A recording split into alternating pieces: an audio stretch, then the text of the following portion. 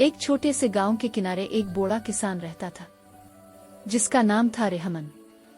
ना उसके पास ज्यादा जमीन थी, ना कोई दौलत, बस एक छोटी सी झोंपड़ी, चंद खेत और उसका वफादार कुत्ता मोती।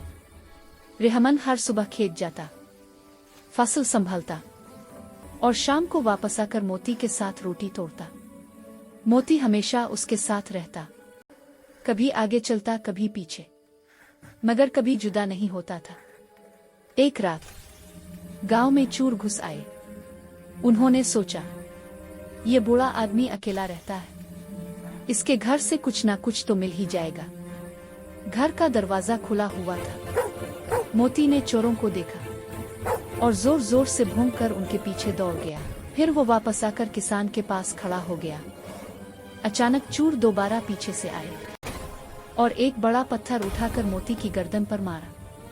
पत्थर सीधा उसकी गर्दन पर लगा। मोती होश खोकर जमीन पर गिर गया और तकलीफ से चीखा।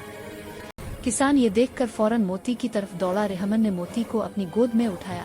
अगली सुबह सूरज निकला तो खामोशी छाई हुई थी। मोती रेहमन के कदमों के पास चुपचाप लेटा हुआ था।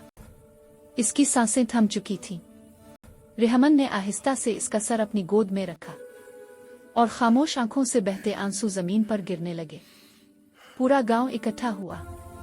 सब ने मोती की वफादारी देखी। रेहमन ने झोंपड़ी के पास एक छोटी सी कब्र बनाई। इस दिन के बाद रेहमन हर शाम इस कब्र के पास बैठता। कभी कहता, आज बारिश हुई मोती।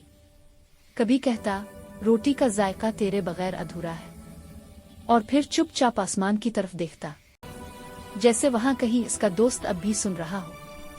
लकड़ी की तख्ती पर लिखा था, वफादारी और प्यार दौलत से नहीं मिलते, जो दिल से साथ दे वही असल अपना होता है।